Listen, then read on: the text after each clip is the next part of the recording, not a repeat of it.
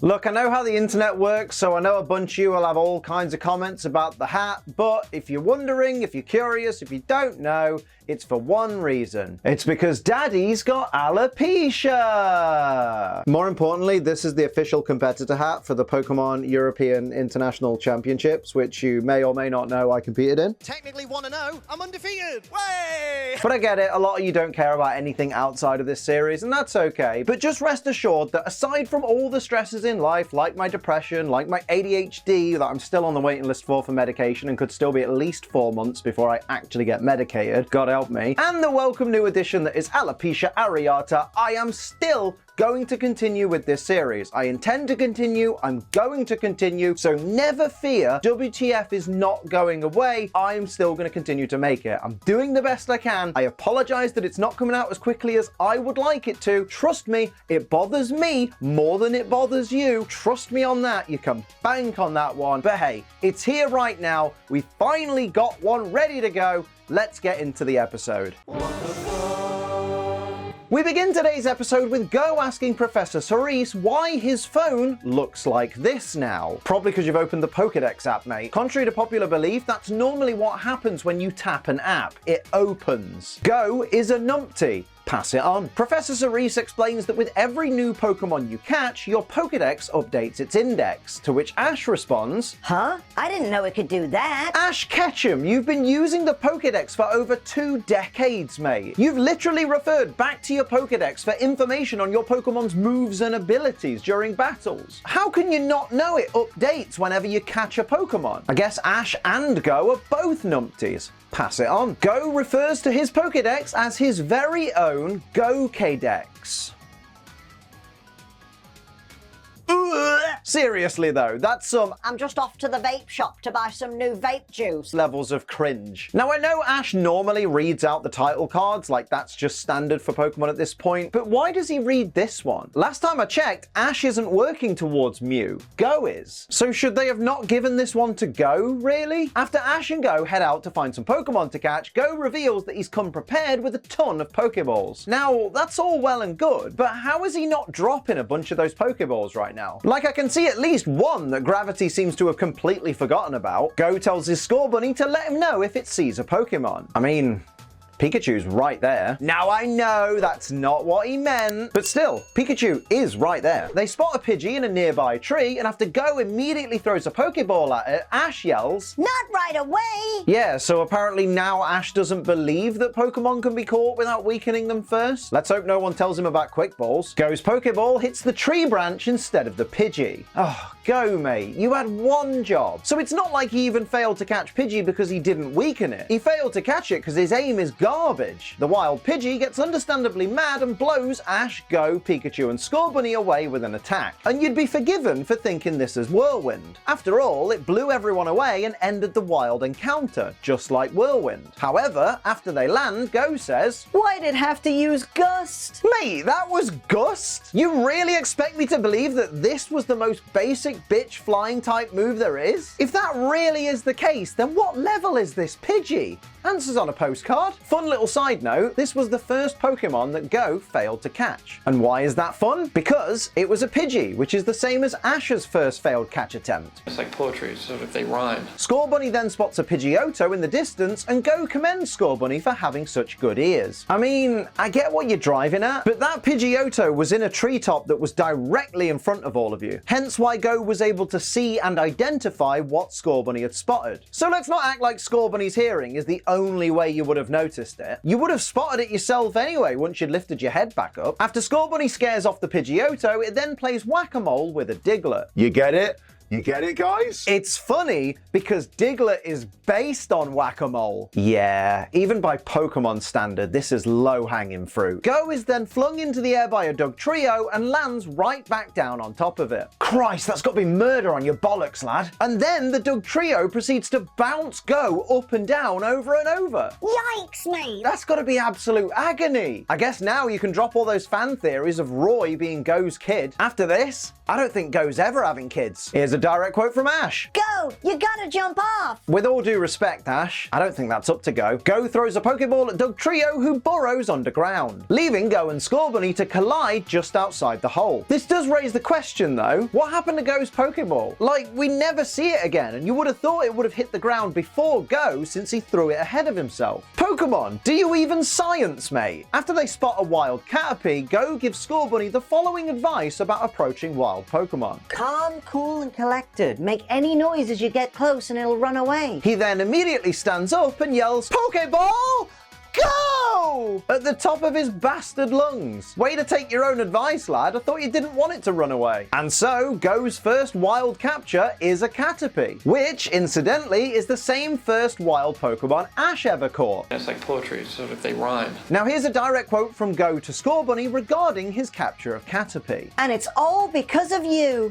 No, it isn't. Scorbunny had nothing to do with it. Like, sure, Scorbunny was the one that spotted Caterpie, but the capture was all Go. If anything, Scorbunny almost scared the fucker away. Although, to be fair, Go almost did too. Go asks the Pokedex what other Pokemon he can catch, and the Pokedex replies, These species are known to inhabit the area. Now, that's all well and good, but I do have a bit of a nitpick. The bottom row of the Pokedex there is blank, meaning that only these 9 species of Pokemon are known to live in the area, right? Now, Pidgey and Pidgeotto, that's understandable, although Pidgeot not living around here is a bit weird. Venonat and its evolved form Venomoth living in the same area makes total sense, so that's fine. And Diglett, Paras, and Weedle all living in this area, but not their evolved forms, is something I can also understand. Since, you know, maybe they go elsewhere to evolve. Just ignore the fact that we've already seen a Dugtrio in this area. Maybe the one we saw doesn't live here and was just visiting the younglings or something. But the thing I take issue with is the remaining 2. Caterpie and Butterfree are known to live in this area, but apparently not Metapod? Does that not seem a bit off to anyone else? Why would the base form and the fully evolved form of a Pokemon's evolutionary line live in the same place, but not the mid-evolution? Especially since the difference between Metapod and Butterfree is what, 3 levels? How are the people that update the Pokedex not finding Metapod in this area? Answers on a postcard. Go says his first job is to catch Caterpie's full evolution chain. That's going to be a bit hard, isn't it? Since apparently Metapod aren't known to live around here, mate. Now I do need to show some appreciation real quick, because I know at times this channel can very much seem like it's dying, but trust me, it would have been dead a long time ago if it wasn't for G Fuel! Yes indeedy, thank you to the wonderful sponsors of this channel, G Fuel, for keeping this channel alive and of course providing us with wonderful energy formulas with barely any calories, 0 sugars, and a whole heap of wonderful flavors like the brand new Tutti Frutti that I'm drinking today. Take a breath, Liam, you're too old for this.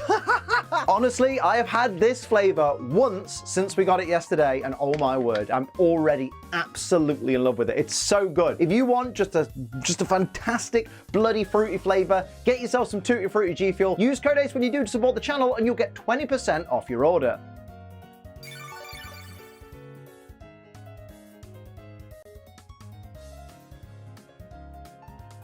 Oh, that's so bloody good. Go get yourself some Tutti Frutti G Fuel or any of the wonderful flavors. You can use code ACE to get 20% off your order, and you'll get 30% off selected collector's boxes and off starter kits. So if you want to try G Fuel for the first time, now is a great time to start because you could get 30% off using code ACE. Remember though, G Fuel is for over 18s only because it contains caffeine, and children don't need to be anywhere near caffeine. They're annoying enough as it is, and because it contains caffeine, drink it responsibly. Don't be a dickhead. Now back to the episode. I know we're all thinking it, so I'm just gonna say it. It annoys me to no end that Ash is talking about Metapod and Butterfree and at no time mentions his own Butterfree that he caught as a Caterpie. Like, I get that Ash's memory might be a little foggy after 20 plus years of being 10 years old, but surely he'd remember the first Pokemon he ever caught. Scorbunny and Pikachu strike a tree and cause a Metapod to fall out of said tree and land directly on Ash's head. And surely this should have killed Ash, if nothing else. And I know, there are tons of things in this show that should have killed Ash, but we're talking about serious brain trauma here. Well, actually, Liam, didn't Toby once make a video calculating the damage caused by a Metapod landing on someone's head? You know what? I think you're right. After Go catches the Metapod, the gang spot a wild Venomoth, and Ash screams, It's a Butterfree! No, No, it isn't. Oh, and Pokemon, we know exactly what you were doing here. We all know the theory that a lot of fans believe that Metapod looking more like Venomoth than Butterfree and Venonat looking more like Butterfree than Venomoth is proof that Venomoth and Butterfree were switched during the design phase or they were named wrong or something. And all you're doing here, Pokemon, is perpetuating that, aren't you knobheads? And so, just like that, Go catches Venomoth. No battle, no weakening, no items, apart from the Pokeball, no nothing. He just threw a Pokeball and apparently Venomoth just accepted its fate. And I think the general consensus is that I'm supposed to have a problem with that, but the truth is, I don't. Like, insta-catches are a thing after all. Hell, some people challenge themselves to catch every legendary Pokemon without weakening them in Pokeballs. Sure, they're insane, but more power to them. And the same applies to Go here. You do you, boo. I couldn't give a fuck. Here's a direct quote from Go upon seeing a wild Paras and Parasect. Those Pokemon are controlled by their mushrooms, right? Not bad, mate, but you're only half right. Parasect are absolutely controlled by their mushrooms, but Paras still have their own autonomy. Yeah, remember that the next time a Paras charges at you in Legends Arceus. That's not the Fungi's fault, that is all on Paras. Mate, that was impressive! Go through 2 Pokeballs and caught both Paras and Parasect at the same time. Honestly, Go haters can cry all they want. This was cool as hell. While Go's busy up a tree catching Butterfree, I'm a poet and I didn't know it. Ash bumps into a Pinsir who attempts to murder him by using Rock Tomb on him and Pikachu. Or at least I think it's Rock Tomb. Like they're surrounded by rock, almost entombed if you will. But then again, it didn't damage Ash or Pikachu in any way. Huh. Maybe this isn't Rock Tomb. Maybe they're just really big stealth rocks. The wild Pinsir then turns its attention to Go, who proceeds to start throwing anything he can at the Pinsir to stop it getting near him. And he ends up throwing a Pokeball and accidentally catching it. Now, I get that he was scared of Pinsir, but Go. Scorbunny was right there. Why not just have it use an attack? Obviously, it's a bit late now since he caught the Pokemon anyway, but still, Go. Use your Pokemon, you numpty. So Ash and Go split up, having both heard different Pokemon sounds in different directions, and Scorbunny comes across a Scyther, who simply bats away Go's Pokeball with one of its sides, raising the age-old question, how the hell do Pokeballs even work? Like, we've pondered this before, the Pokeball technically hit a part of Scyther, so shouldn't that be enough to have started the catch mechanic? Hang on. Something's missing here. Isn't there normally a Pokemon Journeys logo in the top left corner? Mate, that's embarrassing. Pokemon forgot to include their own logo. Pokemon are numpties. Pass it on. Back from the ad break and the wild Scyther has vanished, but Go has caught a Weedle and a Kakuna for his troubles and is now being chased by a swarm of wild Beedrill. And that's when the Pokemon that Ash heard is shown. And the fact that nobody in the episode mentions it is an absolute crime. Because it's only a bloody Pidgeot, isn't it? And as far as we know, there's only one Pidgeot that lives in the forests of Kanto at the moment, right? Yep, I reckon this is Ash's Pidgeot right here. I mean, that'd explain the framing of the shot with us not seeing its actual face and the light beaming down on it, but man, did Pokemon really have to go and tug on our heartstrings like this? Well, actually, Liam, I think you'll find that in Pokemon... I know what happens in Ultimate Journeys, thank you very much. I haven't seen a single episode of that season yet, or read a plot synopsis, and somehow I know every joff in detail of what happens. I honestly hate the internet sometimes. It's basically impossible to stay spoiler-free anymore. No reunion happens though, because Go distracts Ash with the swarm of Beedrill. I hope you know, Pokemon, you are bastards for this. And Ash gets Pikachu to use Electro Web to slow down all the Beedrill. One of them does get past the Electro Web though. Upon seeing this, Go yells, That looks like the strongest one! hang on. Why does it? It's not like it got hit by the Electro Web and just shrugged it off. It just happened to not be hit by it. Apparently, all it takes to be strong is to avoid being hit. Pass it on. After catching the Beedrill, Go looks inside a hollowed out tree hoping to find a Venonat, and is then surprised when he finds a Venonat inside the hollowed out tree. Ah yes, I too am very shocked when I find things in the place I expected to find them. I for one am stunned to silence every time I realise my nose is in fact on my face, and it's always there when I look for it. Here's a direct quote from Go after Venonat breaks out of his Pokeball and Ash tells Go to battle it to weaken it. This is a lot quicker! Oh my god. This is exactly how I sound when I try and catch a shiny on stream, isn't it? Chat will be there like, Liam, just use false swipe! And I'm just there lobbing Pokeballs Pokeballs like, it'll go in eventually. Also, that center ring on the Pokeball is supposed to be white, not black. Not a big deal, but an error nonetheless. They played the actual in-game Pokemon Center jingle. That was a nice touch. Go, mate. Just a simple request. Can you stop asking Scorbunny every 2 seconds if it wants to help? I swear half of Go's dialogue is him going, Scorbunny, do you want to battle this Pokemon? Scorbunny, do you want to help me catch more Pokemon? Scorbunny, do you want to wipe my ass for me? like, for Christ's sake, lad, get it through your head. Scorbunny is your Pokemon. Rest assured, it wants to help you. As Go prepares to try catching Scyther again, Ash says he'd like to catch a Scyther too. Pull the other one, mate, it's got bells on. Are you forgetting something, lad? You're Ash Ketchum. The chances of you catching anything in this show are slim to none. Let's look at your track record. On your entire journey, you've caught 83 Pokemon, and a whole 30 of those were just Tauros. So 83 captured Pokemon out of roughly 1,232 episodes you've been in. That means Ash has only caught Pokemon in like 6.7% of the entire anime. Although, like I said, he caught 30 in one episode, so it's more like 54 out of 1,232, which is only 4.4%. Christ, that means that 95.6% of the entire Pokemon anime was Ash not catching Pokemon. Ash Ketchum is a garbage trainer. Confirmed. Hang on a minute. How the hell did Scorbunny trap Scyther like this? Like, we don't even get to see what happened. Go just climbs over the hill and sees this. I just don't get it. Was Scyther already upside down? Was there a scuffle? Did Scyther get into this position voluntarily? I just have so many questions. Now, Go really didn't need to tell us that this Pokeball was his last one. Like, that to me just 100% gave away that he is absolutely catching this Scyther. It's like in pro wrestling when they have a match like, if this guy loses, he can never challenge for the title ever again. Or if this woman loses, she'll have to leave the company forever. It normally just gives away that they're booked to win. And that's the vibe I'm getting here. And honestly, it just takes away any doubt that Go might not catch Scyther, and therefore takes away all of the suspense. After a back and forth battle, Go catches Scyther. Wow, how totally shocking and unexpected. But we've got to give Go credit. He caught 12 different species of Pokemon today.